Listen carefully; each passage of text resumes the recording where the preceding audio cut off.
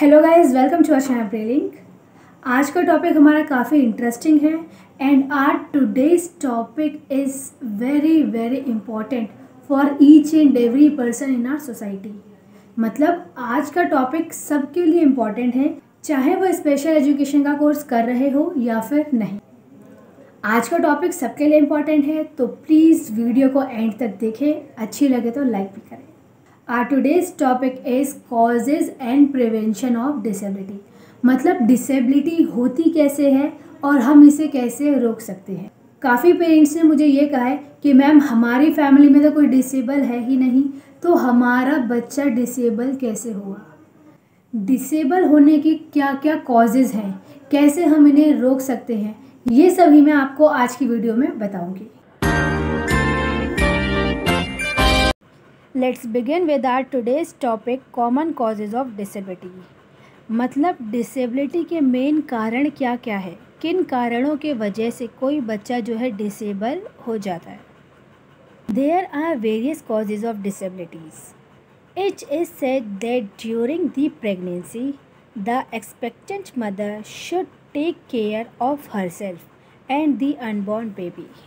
यानी डिसेबिलिटी होने के बहुत सारे कारण हैं, इसलिए मदर को अपना और बच्चे का दोनों का ही ध्यान रखना चाहिए। मदर को क्या, मेरे हिसाब से तो पूरी सोसाइटी को ध्यान रखना चाहिए, बिकॉज़ एनवायरनमेंट अच्छा होगा तभी आपका जो बच्चा है वो हेल्दी होगा। मतलब रिलेटिव्स, फैमिली, फ्रेंड्स, नेबर्स, सबको अच्छा एनवायरनमेंट रखना चाहिए, यानी फ्रेंडली एनवायरनमेंट रखना चाहिए। There are many changes that occur during pregnancy and womb of the mother. It undergoes many changes in a short period in the womb. That is why it is very important for the mother, inclusive of all family members, to nourish the unborn baby in the best way possible. जैसे अभी हमने discuss किया कि mother के अलावा बाकी family में जितने मेंबर्स हैं उन्हें भी प्रॉपर ध्यान रखना चाहिए। प्रॉपर नरिशमेंट मदर और बेबी दोनों को मिलना चाहिए, क्योंकि जब बच्चा वॉर्म में होता है तब उसमें बहुत सारे चेंजेस आते हैं और हमें ध्यान रखना चाहिए कि चेंजेस जो हैं वो प्रॉपरली आए, ऐसा ना हो कि किसी चीज़ का लॉस हो जाए। यानी जितने भी झगड़े हैं हस्बैंड वाइफ के, सास बहू के, नेबर्स के, किसी के भी, फ्रेंड्स के, ब्रदर सिस्टर के, ये सब इग्नोर करके मदर पे और बेबी पे, इन दोनों पर आपको ध्यान देना है, तभी जो है एक हेल्दी बेबी आएगा। तो इस चीज़ का ध्यान फैमिली में सभी को रखना चाहिए।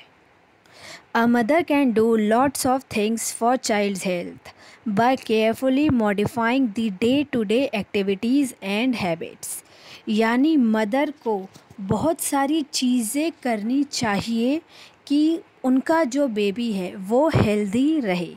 कौन कौन सी एक्टिविटी, मतलब सारी जितनी भी एक्टिविटीज़ कर रही है उनको ध्यान रखना चाहिए कि कौन सी उनके लिए बेस्ट है और कौन सी उनके लिए बेस्ट नहीं है।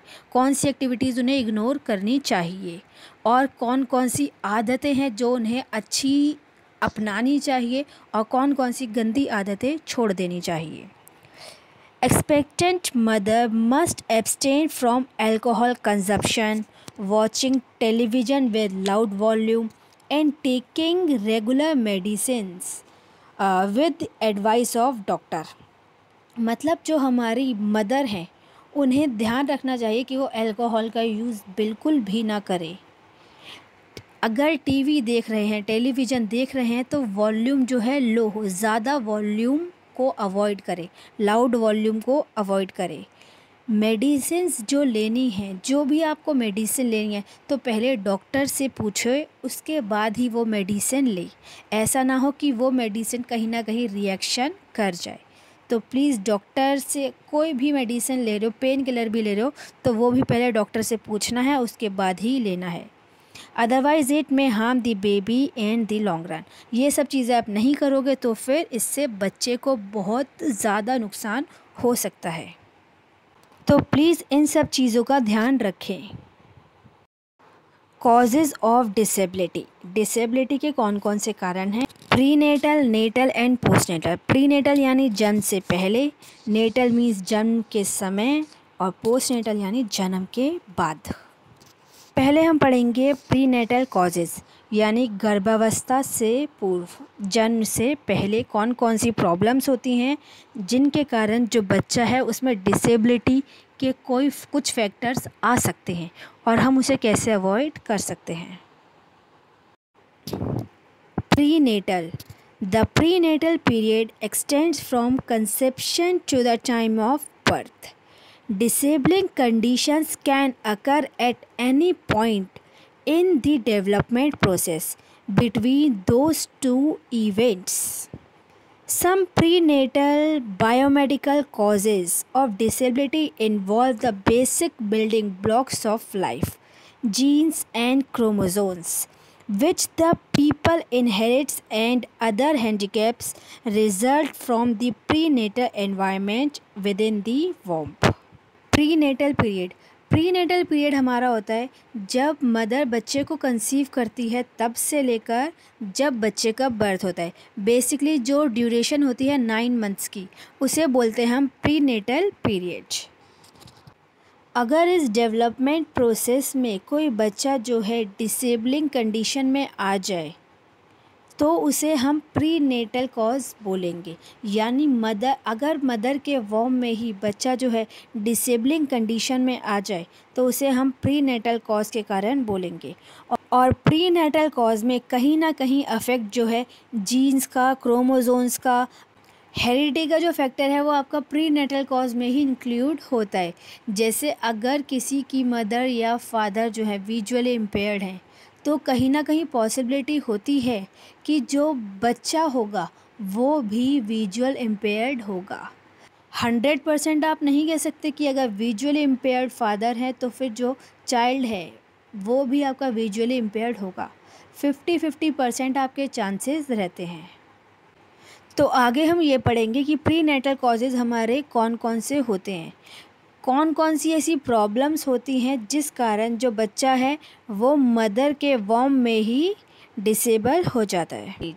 मदर की जो एज है वो आपकी 18 से ज़्यादा और 35 से कम हो तो वो एक ऐसा प्रॉपर पीरियड है कि जब मदर जो है हेल्दी होती हैं और जो बच्चा है उसकी पॉसिबिलिटी कम होती है कि वो डिसेबल हो। मदर्स एज, मदर की एज बहुत ज़्यादा इफ़ेक्ट करती है बच्चे पे।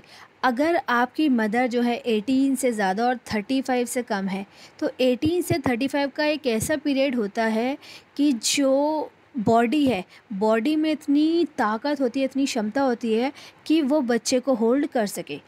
पर अगर आप सोचो 18 से कम की एज हो या 35 से ज़्यादा हो तो और मदर जो है कंसीव करे बेबी को तो बहुत ज़्यादा रिस्की है वो बच्चे के लिए भी और मदर के लिए भी। अगर एज अप्रोप्रिएट नहीं होती तो मदर और बेबी दोनों के लिए ही एक डेंजर पॉइंट तैयार रहता है, तो फिर इसे अवॉइड करना चाहिए। सेकंड है आपका पुअर न्यूट्रिशन।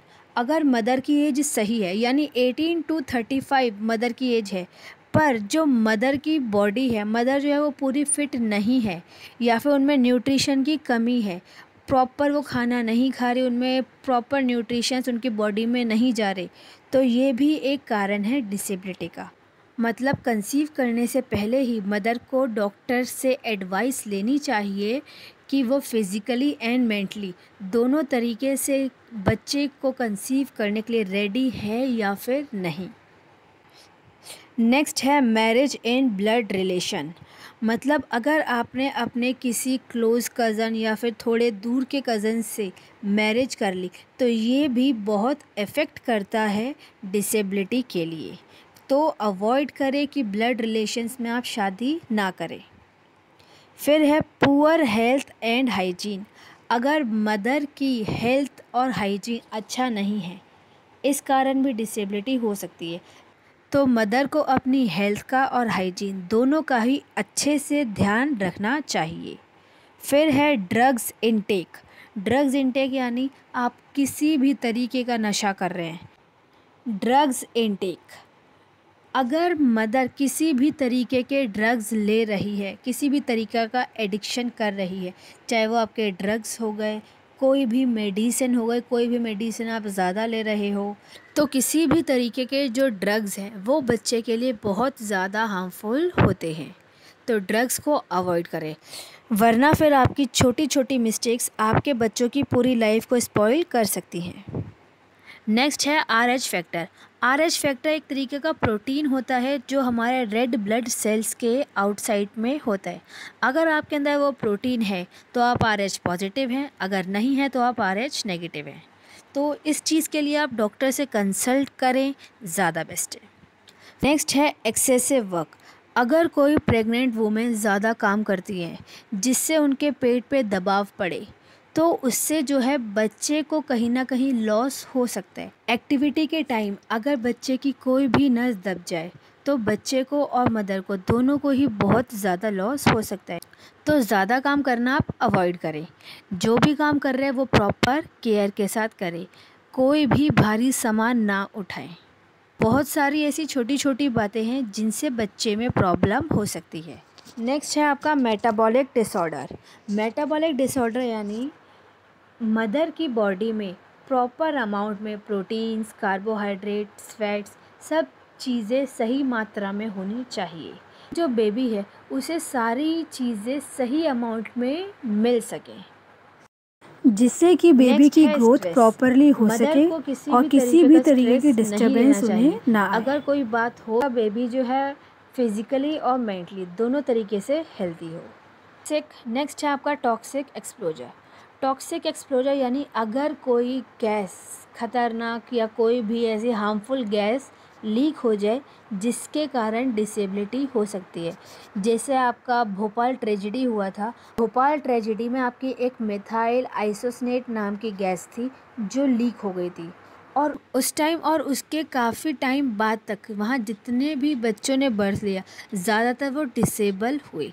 क्यों? क्योंकि एक ऐसी हार्मफुल गैस वहाँ लीक हो गई थी जो कि बच्चों के लिए बहुत ज़्यादा हार्मफुल थी, और उस कारण वहाँ डिसेबिलिटी बहुत ज़्यादा इंक्रीज़ हो गई। नेक्स्ट है स्ट्रेस। मदर को किसी भी तरीके का स्ट्रेस नहीं लेना चाहिए। अगर कोई बात हो भी गई है तो उसे अवॉइड करें। मेंटली बिल्कुल फिट रहें, खुश रहें। नेक्स्ट है जंक फूड। जंक फूड में स्पेशली आपका चाइनीज़ फूड।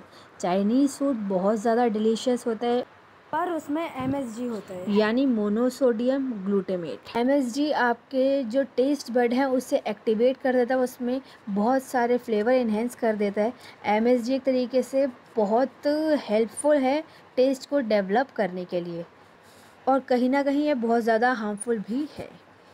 कई रिसर्च भी हुई है और उन रिसर्च से ये पता चला है कि MSG जो है ये ब्रेन को डैमेज करता है। MSG ब्रेन को तो डैमेज करता ही करता है, और इसके अलावा ये भी हो सकता है कि सिजेरियन बेबी हो आपका। प्लीज़ टेस्ट को थोड़ा कंट्रोल करें और अवॉइड करें चाइनीज़ फूड ड्यूरिंग प्रेगनेंसी। मैं हमेशा नहीं बोल रही, बट हाँ प्रेगनेंसी के टाइम पे अवॉइड करें।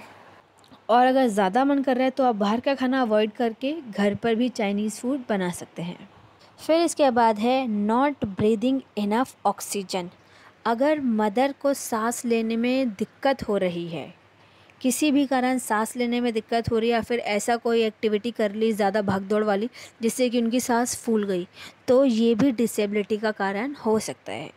तो अगर कोई भी काम आप कर रहे हैं, अप डाउन इनकेस करना पड़ रहा है आपको, तो आराम से करें। आपको ब्रीदिंग में कोई भी प्रॉब्लम हो तो इन सब चीज़ों को अवॉइड करें। फिर इसके बाद है आपकी स्मोकिंग। स्मोकिंग बहुत ही ज़्यादा ख़तरनाक है, बहुत ही ज़्यादा हार्मफुल है। नेक्स्ट है आपका स्मोकिंग एंड ड्रिंकिंग अल्कोहल। आज की जो जनरेशन है उसमें 90% ऐसे बच्चे हैं जो स्मोकिंग एंड ड्रिंकिंग करते ही करते हैं। और क्यों करते हैं? क्योंकि हमारे फ्रेंड्स कर रहे हैं, उन्हें अपना स्वैग दिखाना है। और सबसे बड़ी बात, इन सबको पता है कि स्मोकिंग से कैंसर होता है, पर तब भी करनी है। तो ये चीज़ पता होकर भी आप इस सब चीज़ों को ध्यान नहीं कर रहे, तो वो तो फिर इसमें आप ही रिस्पॉन्सिबल हैं। बिकॉज आप स्मोकिंग एंड ड्रिंकिंग कर रहे हैं, आपको अच्छा लग रहा है, ठीक है, फ़ाइन, पर कहीं ना कहीं ये फ्यूचर में आपके बच्चों को अफेक्ट कर सकता है, तो इस चीज़ का ध्यान रखें। बाकी आप लोगों की मर्ज़ी। नेक्स्ट है कैफीनेटेड ड्रिंक्स। अगर आप कोई ऐसी ड्रिंक पी रहे हैं जिसमें ज़्यादा कैफ़ीन है तो वो भी बच्चों के लिए बहुत ज़्यादा हार्मफुल है। आप अपने अकॉर्डिंग मत सोचिए, आप एक बच्चे के अकॉर्डिंग सोचिए कि एक बच्चा क्या क्या चीज़ें झेल सकता है, तो वो चीज़ कीजिए, और जो चीज़ वो नहीं झेल सकता उसके लिए हार्मफुल है वो आप अवॉइड कीजिए, नहीं तो आगे चल के आपको ही प्रॉब्लम्स होंगी। तो ये हैं हमारे कुछ प्रीनेटल कॉजेज़, तो प्लीज़ इन सब का ध्यान रखें। नेक्स्ट है हमारे नेटल कॉजेज़ यानी गर्भावस्था के समय। The natal and perinatal period is the time period immediately before and after birth, यानी जन्म के समय अगर कोई प्रॉब्लम हो जाए तो उसे हम बोलते हैं natal cause. Disabilities originating from this time are primarily biological ones. They may result from prematurity, injury, oxygen deprivation, or infection acquired during the trip through the birth canal.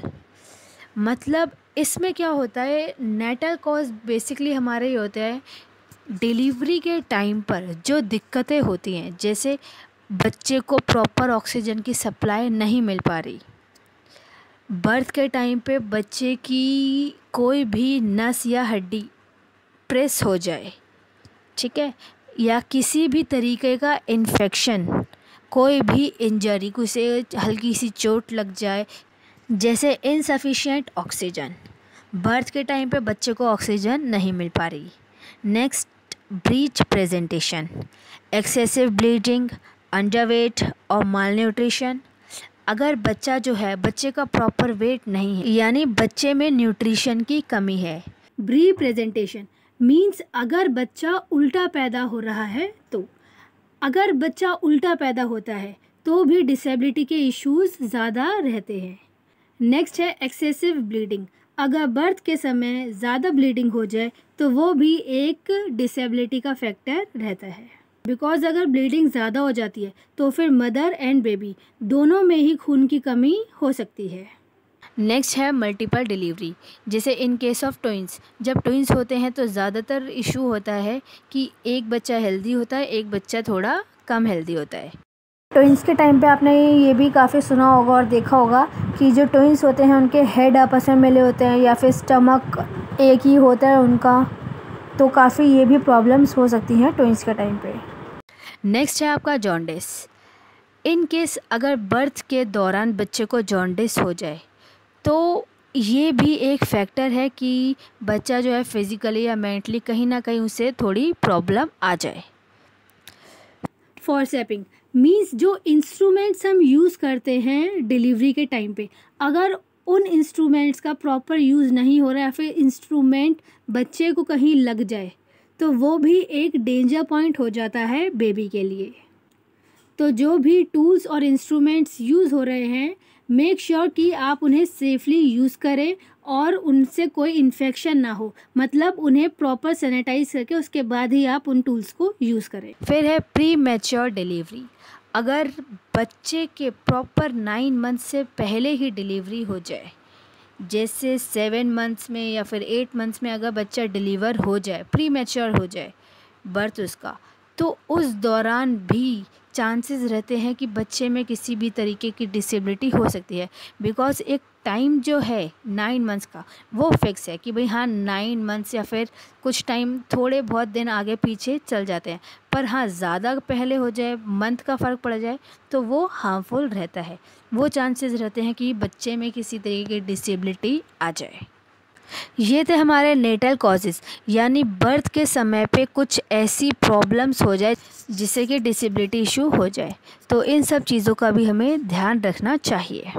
फिर इसके बाद हमारे पोस्ट नेटल कॉजेज़, यानी जन्म के बाद कौन कौन से कारण हैं जिससे कि बच्चा हमारा डिसेबल हो सकता है। Post natal, under nutrition and environmental deprivation, lack of physical, cognitive and emotional support required for growth, development and social adaptation during infancy and early childhood may be the most common issues of LG worldwide.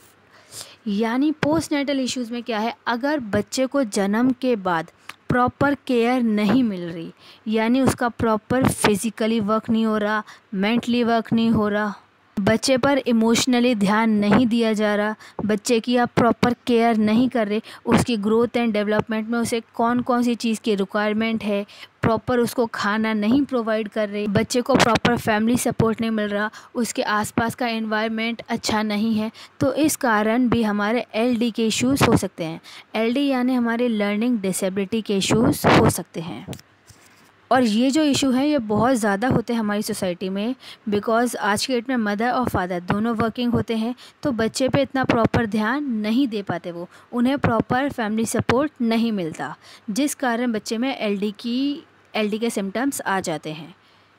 या फिर बच्चे का environment अच्छा नहीं है, आपने बच्चे को एक ही रूम में बंद करके रखा हुआ है, उसका सोशल इंटरेक्शन नहीं है बिल्कुल, तो उसकी डेवलपमेंट जो है वो वहीं रुक जाती है।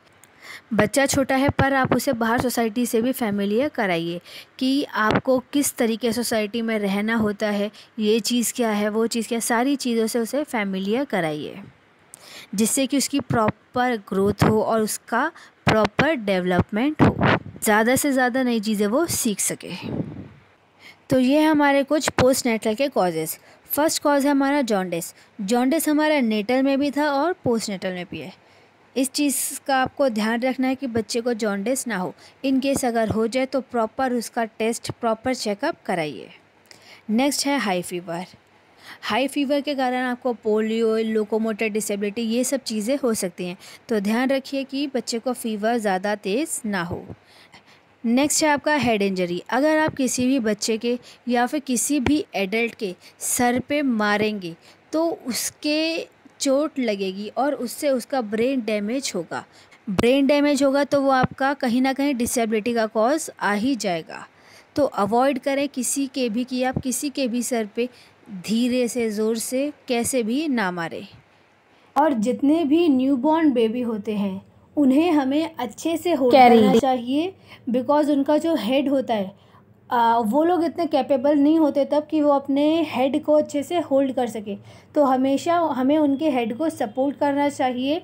और उन्हें जैसे होता है ना, बहुत से लोग उन्हें उछालते हैं बच्चों को, तो फिर वो उछालना अवॉइड करें। बिकॉज़ मेरे नोन में एक पेरेंट हैं जिन्होंने ऐसे ही बच्चे को खिला रहे थे वो उछाल के, एंड एकदम से बच्चे का जो हेड है वो अपोजिट डायरेक्शन में चला गया था, जिस कारण बेबी एंड फैमिली दोनों को ही बहुत प्रॉब्लम फेस करनी पड़ी थी। नेक्स्ट है सीजर्स यानी दौरे पड़ना। इन्हें हम फिट्स भी कहते हैं। दौरे पड़ना मीन्स मेंटली वो पर्सन फिट नहीं है। नेक्स्ट है आपका रिएक्शन ऑफ मेडिसिन। अगर आपने कोई ऐसी दवाई ले ली जो आपको रिएक्ट कर जाए, अगर आपकी बॉडी में रिएक्शन हो जाएगा तो आपको किसी भी तरीके की प्रॉब्लम हो सकती है, किसी भी तरीके की बीमारी हो सकती है। और बीमारी अगर ज़्यादा बढ़ जाए तो उससे आपको डिसेबिलिटी के इश्यू डिसेबिलिटी की पॉसिबिलिटी बढ़ सकती है। तो अगर आप कभी भी कोई मेडिसिन ले रहे हैं तो डॉक्टर की एडवाइस से ही लें। इसके अलावा जब भी आप मेडिसिन ले रहे हैं तो उसकी एक्सपायरी डेट ज़रूर चेक कर लीजिए। ऐसा ना हो आप दवाई तो सही ले रहे हैं बट वो आपने एक्सपायरी चेक नहीं की और वो आपको रिएक्ट कर जाए। दवाई के अलावा अगर आप कोई भी फूड आइटम भी ले रहे हैं तो जब भी आप परचेज़ करते हैं या जब भी खाते हैं तो चेक कर ले कि उसकी एक्सपायरी डेट कब की है। कभी भी कोई एक्सपायरी डेट वाला सामान ना खाएं। अवॉइड करें कि एक्सपायरी डेट वाला सामान आप बिल्कुल भी ना खाएं। एक्सीडेंट तो आपका नेचुरल है, बस ये है कि आप उसमें सेफ्टी कर सकते हैं। अगर आप कभी ट्रैवल कर रहे हैं तो मेक श्योर कि जो भी उसकी गाइडलाइंस हैं, जो रूल्स हैं, वो आप फॉलो करें। जैसे जब भी आप ट्रैवल करें तो सबसे इम्पॉर्टेंट चीज़ है आपकी हेलमेट एंड सीट बेल्ट। ये चीज़ आप कभी अवॉइड ना करें, हमेशा सेफ्टी के साथ ही ट्रैवल करें। इसके अलावा नेचुरल डिज़ास्टर में भी हमारे एक्सीडेंट हो सकते हैं। तो एक्सीडेंट जो है वो किसी के हाथ में नहीं है और इन एक्सीडेंट्स के थ्रू भी डिसेबिलिटी हो सकती है। जैसे बहुत केसेस ऐसे आते हैं कि किसी का एक्सीडेंट हुआ और उस एक्सीडेंट पे उन्होंने अपना पैर गंवा दिया, मींस वो फिर लोकोमोटर डिसेबिलिटी में आ गए। पहले वो सही थे पर एक्सीडेंट के कारण उनका हाथ पैर या फिर कोई भी बॉडी पार्ट या किसी भी तरीके की डिसेबिलिटी उन्हें हो गई। नेक्स्ट है आपका सफोकेशन। सफोकेशन यानी दम घुटना, मींस प्रॉपर आप सांस नहीं ले पा रहे, तो उस कारण भी डिसेबिलिटी हो सकती है। नेक्स्ट है आपका ब्रेन डैमेज। ब्रेन डैमेज का जो मेन कारण है वो ये है कि कभी कोई एक्सीडेंट वगैरह हो जाए और उसमें आपके सर पे चोट आ जाए, तो उस कारण पॉसिबिलिटी है कि आपका जो ब्रेन है वो डैमेज हो गया। इसके अलावा बहुत सारे लोग डिप्रेशन में पहुंच जाते हैं, टेंशन ले लेते हैं ज़्यादा, जिससे कि उनका ब्रेन जो है डैमेज हो जाता है। Next is cancer. कैंसर एक ऐसी बीमारी है जिसका एज सच कोई इलाज नहीं है, कोई ट्रीटमेंट नहीं है। अगर किसी को कैंसर हो जाए तो उसका वो बॉडी का पार्ट निकालना ही पड़ता है, प्रॉपर बॉडी का पार्ट रिमूव करना पड़ता है। और अगर आपकी बॉडी का कोई पार्ट रिमूव होता है तो वो आपकी डिसेबलिंग कंडीशन हो जाएगी। और कैंसर का बेसिकली कारण क्या है? कैंसर आपका किस कारण हो सकता है? स्मोकिंग, अगर आप अल्कोहल ज़्यादा पी रहे हो या फिर किसी चीज़ का आपको रिएक्शन कर जाए, इन चीज़ों से आपका कैंसर होता है। इसलिए हमारे को स्मोकिंग, टोबैको, ड्रिंकिंग, ये सब चीज़ें ज़्यादा से ज़्यादा अवॉइड करनी चाहिए। फिर है माल न्यूट्रिशन, यानी अगर कोई भी प्रॉपर डाइट नहीं ले रहा, उसमें किसी भी तरीके के न्यूट्रिशन की कमी है, अगर न्यूट्रिशन किसी की बॉडी में प्रॉपर नहीं है तो डेफिनेटली उसे किसी ना किसी चीज़ की प्रॉब्लम हो सकती है। फिज़िकली और मेंटली कोई भी प्रॉब्लम हो सकती है और उस कारण उसे डिसेबिलिटी भी हो सकती है।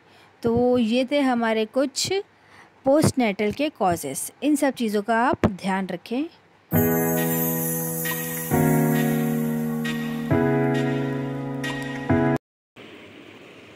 Prevention of disabilities. Prevention of disability means disability को हम कैसे रोक सकते हैं। सबसे बेस्ट वे डिसेबिलिटी को रोकने का ये है कि जब आपको कोई बीमारी हो, कोई डिसीज़ हो, तो आप उस डिसीज़ का ऑन द स्पॉट चेकअप कराएं और उसे उसी टाइम रोक लें।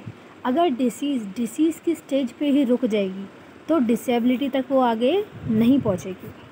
3 मेजर्स है हमारे प्रिवेंशन ऑफ डिसेबिलिटी के: primary, secondary and टर्जरी prevention.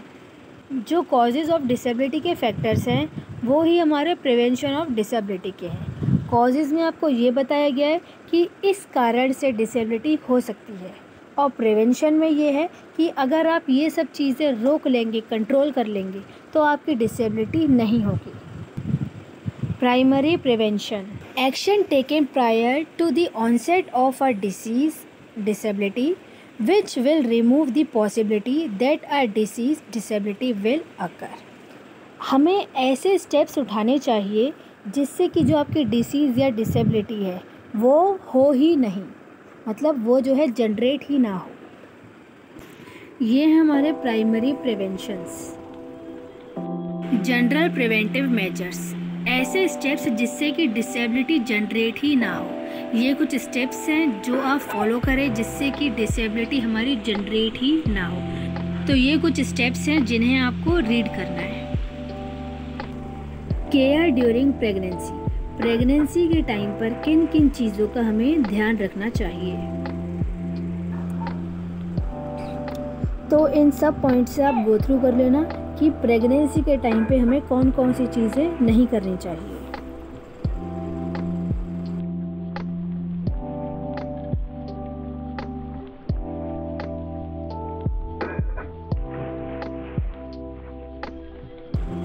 Care at the time of birth, यानी जन्म के समय किन किन बातों का ध्यान रखना चाहिए, कौन कौन सी चीज़ करनी चाहिए, कौन सी चीज़ नहीं करनी चाहिए।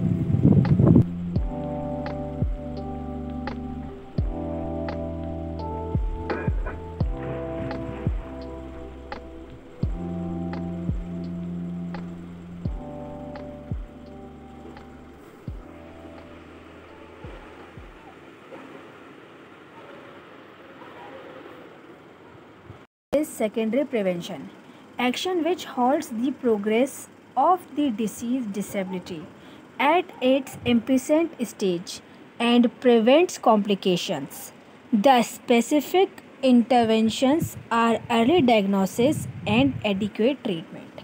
Secondary prevention means अगर कोई प्रॉब्लम दिखाई दे रही है, यानी कोई डिसीज़ हमारे को दिखाई दे रही है, तो उसके लिए हमारे को एप्रोप्रिएट मेजर्स यूज़ करने चाहिए। सेकेंडरी प्रिवेंशन, अगर डिलीवरी के टाइम बच्चे को कोई भी छोटी सी प्रॉब्लम है तो उसे वहीं के वहीं सही कर दिया जाए। जैसे कोई भी इम्पेयरमेंट है बच्चे को, तो उस इम्पेयरमेंट को आगे डिसेबिलिटी तक नहीं पहुंचने दिया जाए। लेट्स टेक एग्जांपल, अगर न्यू बॉर्न बेबी का पैर जो है हल्का सा टेढ़ा है, तो उस पैर को तभी उसका ट्रीटमेंट करके उसे सही कर दिया जाए, जिससे कि वो जो उसका पैर है वो सही हो जाए और आगे चलकर उसे कोई डिसेबिलिटी ना हो। अगर किसी बच्चे को कैटरेक्ट है तो कैटरेक्ट का भी तभी on the spot he treatment किया जाए, जिससे कि ये प्रॉब्लम आगे और इंक्रीज़ ना हो। इम्पेयरमेंट को इम्पेयरमेंट के लेवल पे ही रोक दिया जाए या फिर ट्रीटमेंट करके उसे सही कर दिया जाए। Next is टर्जरी prevention, all measures available to reduce or limit impairments and minimize suffering causing existing disability. This phase is also called rehabilitation, which includes physical, psychological and vocational measures taken to restore the patient back to normal or near normal condition. मतलब अगर किसी को disability हो गई है तो इसके लिए हम सारे के सारे जितने भी मेजर्स हैं, जितने भी स्टेप्स हैं, वो सारे यूज़ करें, जिससे कि उसकी डिसेबिलिटी जो है वो कम हो जाए, उससे डिसेबिलिटी के कारण कोई भी ज़्यादा इशू ना हो। ऐसे स्टेप्स हम उठाएं जिससे कि डिसेबिलिटी हमारे कंट्रोल में आ जाए, ज़्यादा वो एक्सटेंड ना हो। प्रॉपर उनका रिहेबिलिटेशन कराएं, जो भी एक्सरसाइज है या फिर थेरेपीज़ हैं, प्रॉपर थेरेपीज़ वगैरह ये सब चीज़ें हम प्रोवाइड करें, जिससे कि उनकी डिसेबिलिटी एक्सटेंड ना हो, कम हो डिसेबिलिटी और वो सेल्फ इंडिपेंडेंट रहें। It is extremely important for women to adequate and effective preventive measures during their pregnancy and immediate postnatal period, and also for their children, especially during early childhood, in order to significantly reduce the incidence of impairments and disabilities in them. Women को बहुत ध्यान रखना चाहिए कि उनका जो baby है उसमें प्रॉपर डेवलपमेंट हो रहा है या नहीं हो रहा, बिकॉज़ मदर ही बेबी के साथ ज़्यादा टाइम स्पेंड करती हैं। तो मदर को प्रॉपर ध्यान रखना चाहिए कि बेबी में प्रॉपर डेवलपमेंट हो रहा है या नहीं। अगर कहीं भी कोई माइनर प्रॉब्लम आ रही है तो तुरंत वो डॉक्टर के पास जाएं और जो प्रॉपर स्टेप्स हैं वो सारे लें और प्रॉपर ट्रीटमेंट प्रोवाइड करें, जिससे कि जो माइनर केस है वो वहीं कंट्रोल हो जाए, ज़्यादा आगे सीवियर तक ना पहुँचे, माइनर पे ही कंट्रोल हो जाए, नहीं तो और इम्प्रूव हो जाए कि वो नॉर्मल की कैटेगरी में आ जाए। So please take care of all these steps. ये है हमारे डिसेबिलिटी के मेन कॉजेज़। 99% हमारे हाथ में होता है कंट्रोल करना डिसेबिलिटी को, बस 1% ऐसा होता है जो हम कंट्रोल नहीं कर सकते। तो प्लीज़ इस चीज़ का ध्यान रखें। एंड कोई भी प्रेग्नेंट वुमेन है तो उसके आसपास का एनवायरनमेंट अच्छा रखें, तभी एक physically and mentally healthy baby इस दुनिया में आएगा। तो प्लीज़ इस चीज़ का ध्यान रखें। आज की वीडियो में इतना ही था, मिलते हैं नेक्स्ट वीडियो में, तब तक keep practicing and check care.